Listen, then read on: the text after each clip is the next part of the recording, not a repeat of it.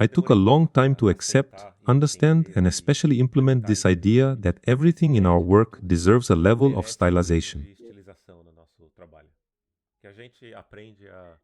We learn anatomy, develop perception, copy and adapt things, but it was never clear to me. No one was explicit about it, and I need things to be said explicitly, or my mind gets confused. I needed to hear this, but unfortunately, I didn't. We're stylizing everything all the time, every aspect that makes up the image.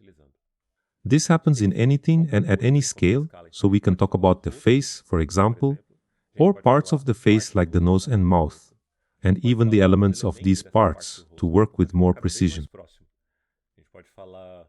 We can talk about the anatomical names of each little part of the nose. Each piece has a name, and if you go even closer, there are the properties of the skin and its layers, and it never ends. Drawing a parallel to these different categories and scales, we can equally stylize any of these levels. So, if we're talking about the face, we'll stylize the face.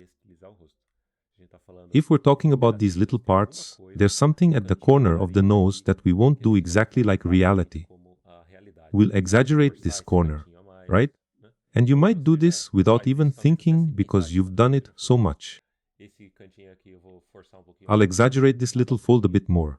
I'll make this curve nice because I noticed it looks good. Make this part smaller than that one. Anyway, we're stylizing everything all the time.